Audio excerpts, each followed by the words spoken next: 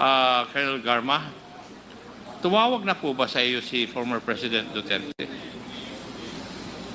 Tumawag po. Tumawag?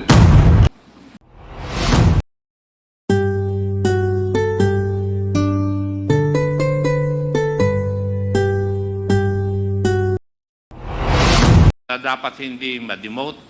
Ganun po ba? Yes, Your Honor. Now, would it be true if the administrative case is on appeal, it means that the case is reopened altogether Yes, Your and Honor. heavier penalties can be meted out? Yes, Your Honor. Yes. It can be done that way. Depending on the pieces of evidence that will be submitted or gathered. Yes, Your Honor. So pwedeng hindi sila ma-demote, pwedeng dapat sila ma-dismiss from the service. Yes, Your Honor. As soon as we get the records from the NBI, it can corroborate the existing evidence, Your Honor. Thank you. Thank you, Vice Chair. Colonel Garma, na-mention po niyo sa inyong affidavit, first affidavit, na pinatawag kayo po ni former President Duterte, May of 2016. And ang requirement niya, ihanap mo siya ng opisyal na membro ng INC who is a good intelligence officer. Tama po ba? Yes, Your Honor, Mr. Chair. Would you know if yung sinabit mong pangalan nag-report kay former President Duterte? Yes, Your Honor. Yes. And Yes. sino po yung official na yun? Nirekomenda po ninyo? Colonel Leonardo po, Mr. Chair. And before I proceed further, Colonel Garma, tumawag na po ba sa iyo si former President Duterte? Tumawag po. Tumawag? Tumawag na po ba siya sa iyo? Yes, Mr. Chair. How many times? Once po, Mr. Chair. Ano po ang pinag-usapan ninyo kung po pwedeng malaman? He explained to me yung pong pinaintindi niya sa akin kung bakit Iglesia ni Cristo yung pinahanap po niya, Mr. Chair. Okay. And Colonel Leonardo, kayo po ang in-endorse ni Colonel Garma kay Presidente. Did you have a meeting with the President in July of 2016? Actually, na-meet ko po siya last week of June, Mr. Chair. Ha? Na-meet ko po, No, did you have a meeting after Colonel Garma has endorsed your name to the former President that you met with the President sometime in July 2016? ang pagkakalam ko po, Mr. Chair, last week of June, Mr. Chair. Hindi ba last week of May?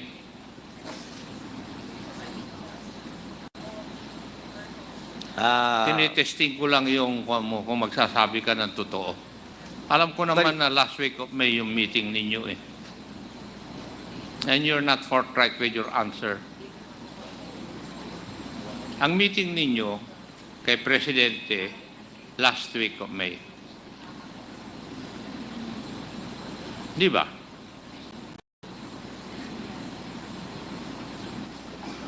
Tama?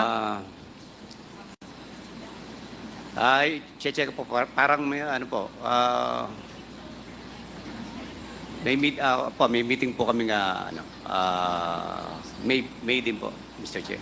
Nung ikaw ay nag-meet with the President, sino po ang kasama nyo?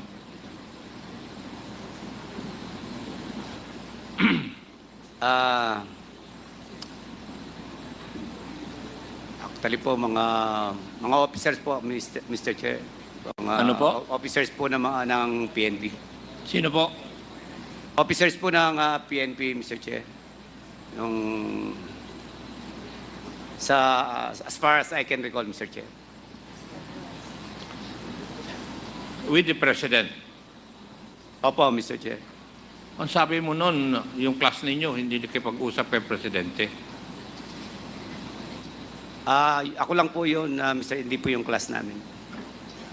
Yung sinasabi nyo na may na nag-meet kami, Mr. Chair. Hindi ba, Colonel Garma, ang sabi mo, sometime in May, doon ka na pinatawag ni Presidente, di ba? At sinabi mo yung pangalan ni Colonel Leonardo. Yes, Mr. Chair. Yes. And a meeting took place dahil kailangan ka ni Presidente eh. Sinabi na nga ng pangalan mo ni Colonel Garma eh.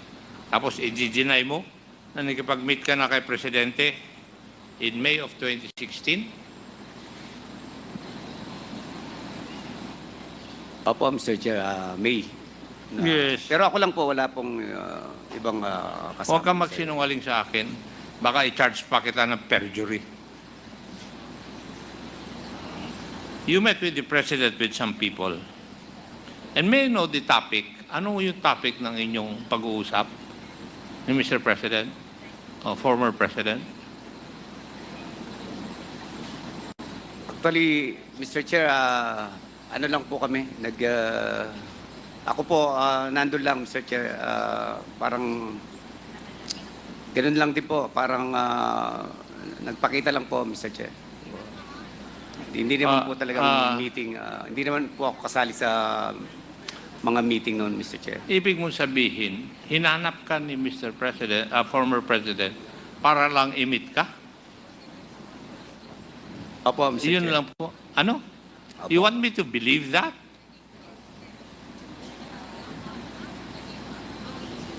Nag-meet kayo dahil naghahanap siya ng isang opisyal na tutulong sa kanya sa kanyang implementation of the war on drugs. Di ba tama? Actually, hindi naman po yun ang pinag-usapan namin, Mr. Chair. Basta nag-meet lang kami. Hindi yun ang pinag-usapan ninyo.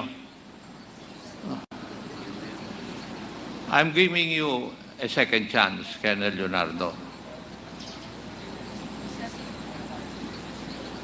You better tell the truth to me. Kasi baka may demanda pa kita ng another offense.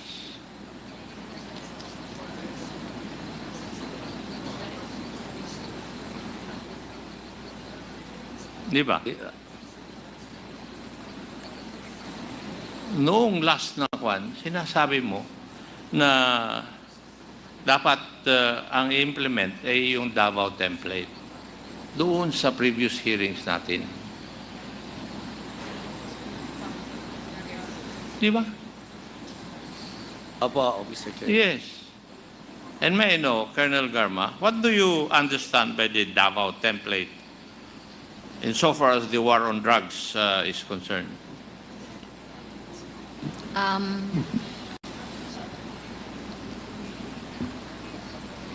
The payments and rewards po, Mr. Chair. Huh? Rewards and payments po There is a reward for what? for successful neutralization of Neutralization? drug suspects. And when you say neutralization, it means the killing? Can be, Mr. Chair, a legitimate operation or In your Yes. affidavit, you answered the lead chair, the Honorable Barbers, that you received three times monetary reward in the amount of 20,000. Hindi po ba? yes, Mr. Chair, And for what is that? for the death of the suspects, Mr. So, Chair. you're admitting to this committee na talaga yung Davao template would involve the neutralization of drug suspects and there are rewards for such. Yes, Mr. Chair. Yes. Hindi mo malalaman ito, Colonel Leonardo, because you were never a station commander in Davao City, hindi ba? Yes, Mr. Chair. Yes. That's why hindi kita tinanong dito. Ang tanong ko sa iyo, pinatawag ka ni former president so that you will be able to help him implement the war on drugs on a national level using the Davao template. Hindi ba? Sinabi mo na nga dun sa last hearing natin yan eh. Yes, Mr. Chair. Yes. Now, may I know, do you know when Gerald de la Rosa became the chief PNP? July 2016, Mr. Chair. July of Of 2016. 2016. Opo, Mr. Now, when did Gerald Ferro become the AIDG of the Philippine National Police?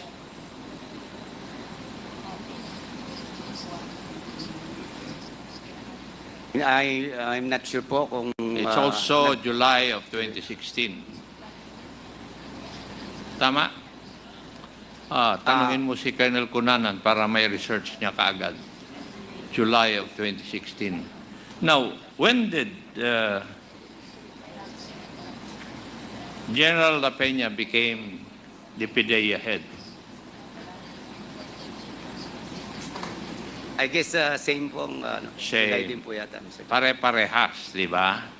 Yung AIDG, Anti-Illegal Drug, ng Philippine National Police, Gerald Ferro, yung PDEA, si Gerald La Peña, and Chief PNP, si Gerald de la Rosa. Tama? Tama po, Mr. Chair. Yes.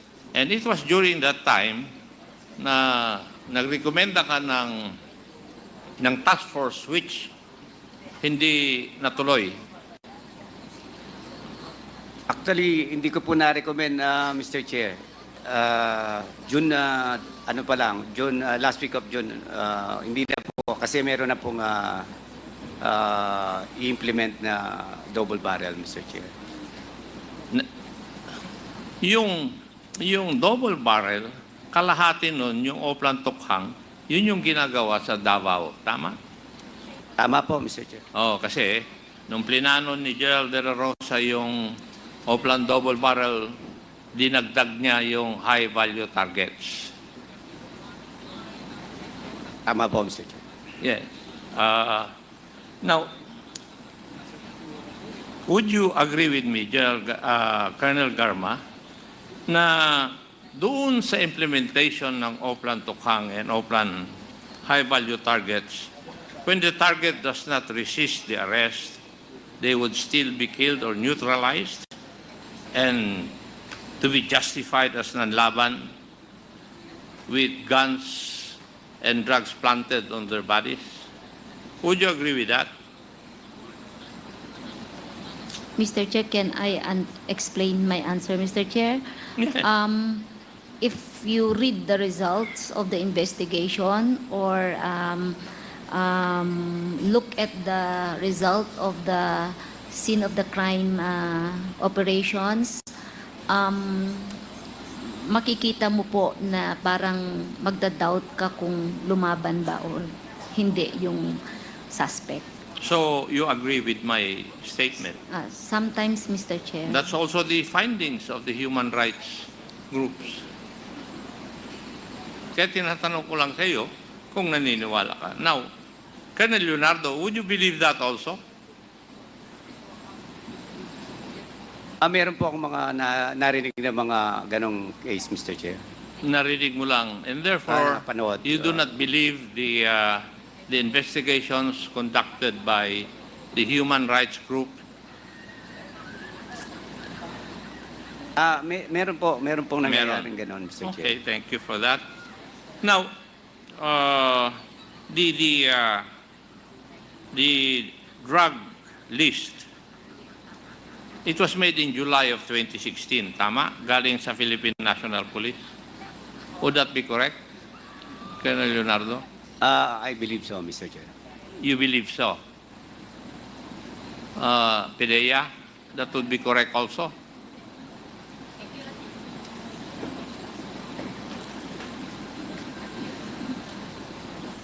Yes, Mr. Chairman. That was in July of 2016. Yes, Your Honor. Now, after the list has been submitted, it has been observed that there were numerous extrajudicial killings. Would you agree with me, Colonel Garma? Mr. Chair, yung nga po, sabi ko, kung tignan mo po yung result na SOCO, basahin mong report, it is possible, meron po, meron. Hindi. What I'm asking is, after the list, the first list has been made, biglang dumami yung extrajudicial killing, according to statistics. Statistics won't lie, Mr. Chair. Numbers won't lie, Numbers Mr. won't Chair. lie. So you agree with my statement. How about Colonel Leonardo? Would you agree with me that after the submission of the list, there were numerous extrajudicial killings? Meron po, Mr. Chair. Meron. And maybe this is because of the pronouncement of the former president and the monetary operational support fund. Di ba? Would you agree? Na kaya dumami nito dahil doon sa pronouncement ng ating presidente noon at saka doon sa monetary or operational reward, fund reward. Tama. Kaya lumakas ang nagka-interest sa mga pulis. Would you agree? I don't have personal knowledge, Mr. Chair.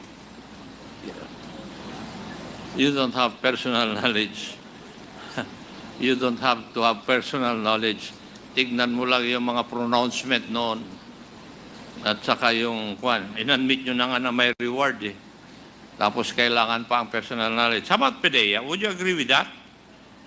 Now, there was rampant EJ case after the first list was made. That was the indication, Your Honor. Yes, kasi August pa lang. Ang dami nang namatay. Now, and would you agree with me also, Colonel Garma, Colonel Leonardo, that abuses came about because of the monetary reward? Ang reason nanlaban, natokhang, or naplantingan. Di ba? Lumabas yung mga terminologies na yan sa ating kapulisan.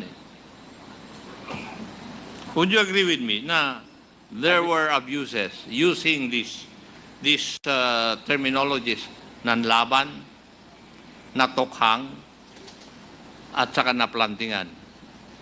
I believe so, Mr. Chair. Would you also agree with that, Colonel Garma? Yes, Mr. Chair. And PDEA, would you agree with that? Yes, Your Honor. Yes. Kasi nandun naman yung mga statistics eh. Now, ang pinag-aawayan natin ay si Colonel Leonardo, ayaw niyang diretsahin, tanggapin, merong levels of reward. And Colonel Garma, would you admit na merong levels of reward depende dun sa nano-neutralize?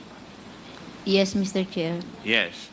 PDEA, would you agree na merong levels of reward? Kasi narinig ko na rin ito sa report ninyo eh. Yes, Mr. According Chairman. to your research. Yes, Your Honor. And only you, Colonel Leonardo, cannot directly admit na merong levels of reward. Bakit kaya?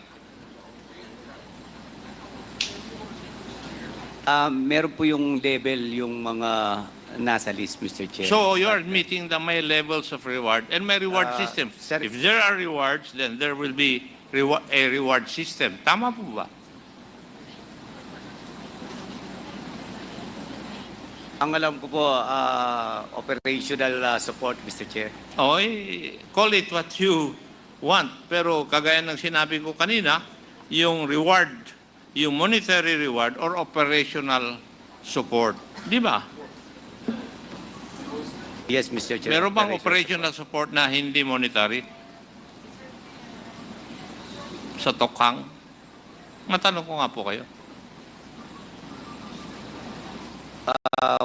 Wala po akong Kaya personal monetary reward, whatever you call it, you do not want to call it as monetary reward, operational support, yun po siguro yung kuha ninyo.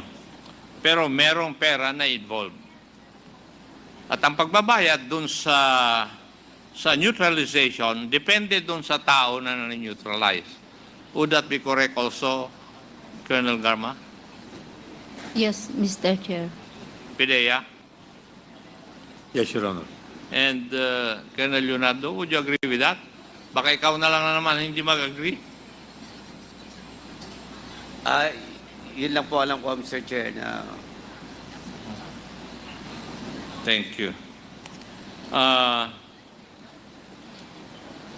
As a matter of fact, yung pagkamatay ng tatlong Chinese doon sa Davao Penal Colony, the death of Mayor Espinosa, detainee or PDL 𝐒𝐔𝐈𝐆𝐆, and others ay part of the war on drugs because lumabas na yung listahan eh. Pedea, would you agree with that? Yes, Mr. Chairman. Yes. Kasi nandun yung mga namatay na ito nandun sa first list eh. Yes, Your Honor. And you do not know that, Colonel Leonardo. alam ko po na may... Alam mo. May namatay. And Colonel Garma, are you aware of that also? Yes, Mr. Chair. Yes. Mhm. Now, Pedea, are you aware of the incident in 2016 where 10 suspected drug lords were killed in Pasay?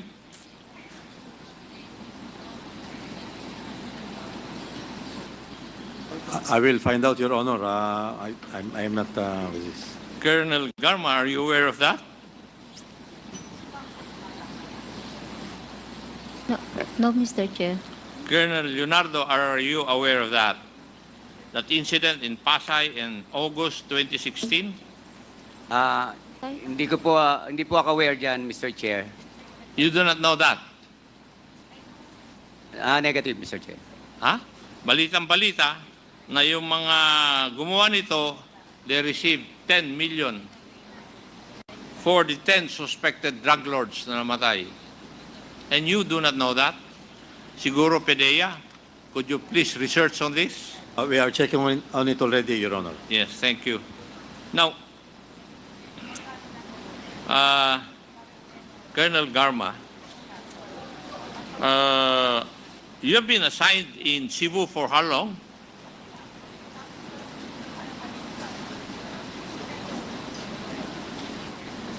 January of 2017 to June of 2019, Mr. Chair. 17, 8. 2 years? 2.5 years. 2.5 years? Yes, Mr. Chair. And who was assigned first to Region 7? Gerald Sinas or you? Ako po, Mr. Chair. Okay. Ikaw ang nauna. Yes, Mr. Chair. Now, in your stint in Cebu, how many prominent persons were neutralized, suspected of being drug lords?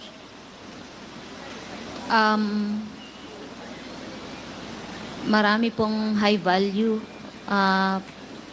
mga officials that were killed, Mr. Chair. Not only in Cebu City but nearby cities and towns under the Cebu province po. Now, ang prominent dun ay yung ambush kay Mayor Luot, right? Yes, Mr. Chair. Yes, was then a retired general. Mr. Chair? Retired General Luot became mayor. Yes, Mr. Chair. Na-ambush siya in Malapascua, Cebu. Nung place is that? galing po siya ng Malapascua Island, Malapascua, Cebu. yes, nagdock po yung boat nila. Yes. And doon din sa Cebu, may mga PDEA agents din na namatay. Would that be correct? Yes, Mr. Chair. PDEA, tuturin ba yun? That you had agents in Cebu who were killed or neutralized? Yes, Your Honor. Yes. So, may I know, Colonel Garma, since you were there, were they part of the war on drugs also? Yung mga killings na nangyari during your 2.5 year stint? I believe, Mr. Chair, they are part because sa mga press release po na may mention na they are in the list. And rewards were also given to those people who neutralized these people. I believe, Mr. Chair. You believe that? Okay, thank you. Mr. Chair, malapit na akong antukin. Pwede po ba, itigil na natin? Marami pong salamat. Okay. Thank Mr. you, Chair. Congressman Akop. Mr. Chairman, Yes, If I may. Congressman